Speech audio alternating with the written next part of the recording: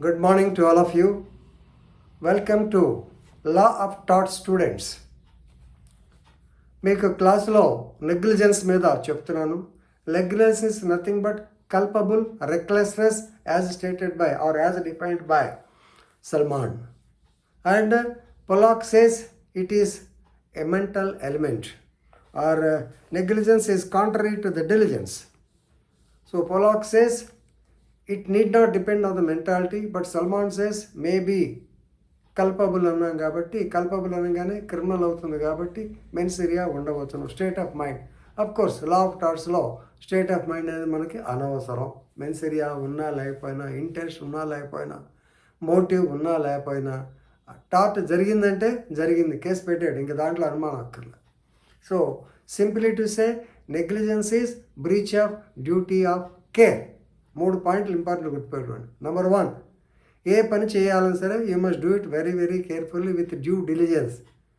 If you breach it that means breach of duty of care.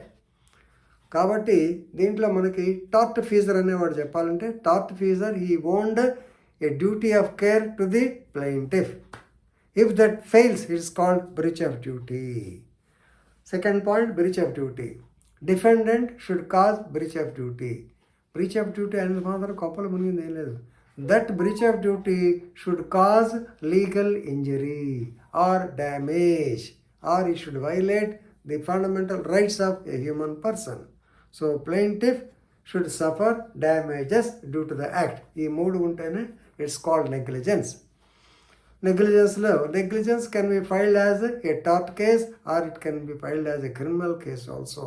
Serious case of negligence, motor cycle మీద వెళ్తూ ఉంటాడు, ఎవరో మనిషిని గుద్దేస్తారు, అవతల చచ్చిపోతాడు, ఇది టార్ట్ కేసు అంటే కుదరదు. You have to file a case of criminal nature, section 304A అనేటువంటిది దాని కింద 304A ఐపీసీ. ఇప్పుడు రేపు రాబోయే కాలంలో ఈ కొత్త న్యాయ సంహిత వస్తుంది కదా, దాంట్లో 106 ఏదో అవుతుంది, గుర్తులేదు, సెక్షన్ గుర్తులేదు, కానీ అలాగా మార్చుకోవాలి.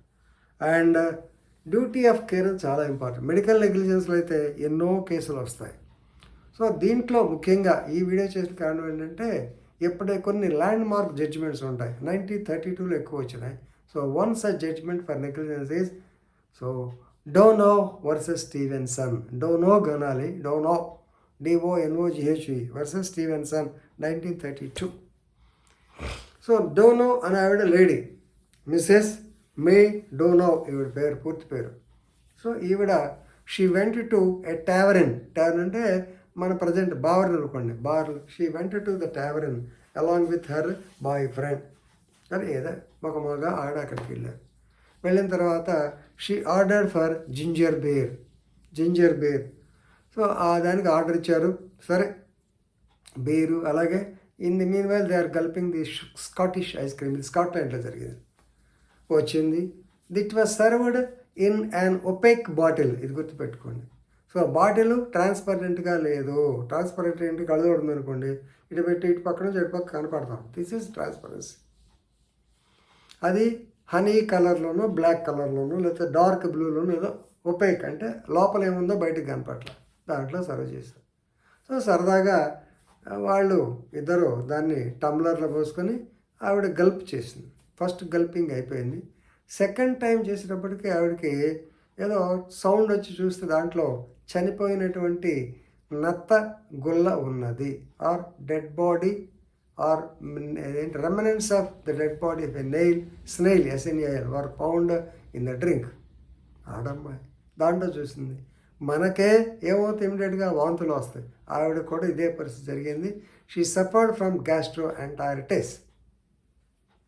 దాని మీద కేసు చేసింది, వదిలిపెట్టల. She filed a case against Mister Stevenson, who is the producer or who is the manufacturer of the so called ginger beer. ఇది ఎందుకని, హీ షోడ్ నెగ్లిజెన్స్. దీనిలో నత్త వచ్చేదాకా ఏం చేస్తున్నారంటే క్లీనింగ్ సరిగా చేయలేదు, లేకపోతే వాటర్లో వచ్చింది, లేకపోతే కలిపిన డ్రింక్లో వచ్చింది. ఇక్కడ 3 పాయింట్లు, ఇది ఇంపార్టెంట్ పాయింట్. నెంబర్ 1, కోర్టు 3 పాయింట్ల మీద డిస్కస్ చేసి అతనిదే తప్పని. Number 1, privity of contract. Number 2, neighbours principle. Number 3, the so called opaque substance. కేసులలో ఇవి ఇంపార్టెంట్ మనకి.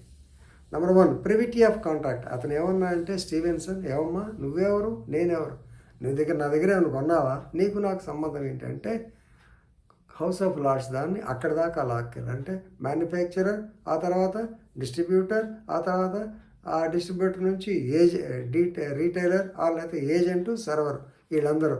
కానీ నైబర్ అంటే మన పక్కన వాళ్ళు కాదమ్మా, this neighbour chain links up to the manufacturer అని చెప్పి అతనికి there is privity of contract లేదు అంటే ఎస్ ప్రివిటీ ఆఫ్ కాంట్రాక్ట్ ఉన్నది.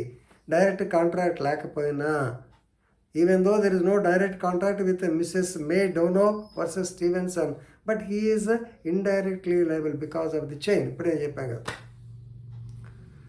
Second, opaque bottle. అదే ట్రాన్స్పరెంట్ బాటిల్ పెట్టుంటే కనపడేది లోపల ఏముందో కొంచెం. ఇప్పుడు మనం మామూలుగానే ఇట్లా దాన్ని కదుపుతాం కదా, కదిపినప్పుడు ఒకసారి కనపడేసాం. ఒకసారి మాకు కూడా చిన్న మన ఏదో పొల లాంటిది ఏదో వచ్చింది, క్వైట్ కామన్. మనం అయితే ఏమన్నా పక్కన పడేస్తాం. మరి లండన్ వాళ్ళు కదా, స్కాట్లాండ్ వాళ్ళు కదా అల్లాడిచ్చారు. సో ఒపేక్ బాటిల్, అది ట్రాన్స్పరెంట్ బాటిల్ అయితే పోయేది. నువ్వు ఒపేక్ బాటిల్ అంటే ఏంటి, పర్పస్ఫుల్గా లోపల ఏముందో తెలియకుండా ఉండడానికి పెట్టావు. ఇక మూడోది ప్రివిటీ ఆఫ్ కాంట్రాక్ట్ చెప్పాను. నైబర్స్ ప్రిన్సిపల్, ఇదే ఈ ప్రివిటీ ఆఫ్ కాంట్రాక్ట్ నీకు అంటానికి లేదు because of this chain. Neighbours principle కూడా అంతే, ఇక్కడ నుంచి పక్కింటి వాళ్ళే కాదు, దీనివల్ల ఈ చైన్ వల్ల you are also a neighbour. కాబట్టి every manufacturer has got a duty of care towards the consumer up to the end point.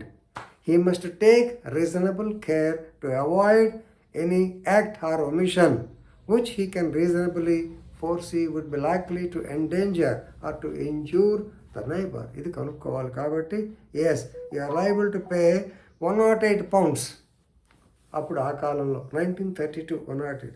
So ఇక్కడ లార్డ్ ఎట్కిన్ ఆయన ఇచ్చిన జడ్జిమెంటు, ఆయన ఈ propounded the so called neighbours rule and privity of contract. ఈ 3 పాయింట్లు మాత్రం మీరు మర్చిపోవద్దు. కాబట్టి failure to protect the safety would lead to harm to the consumer.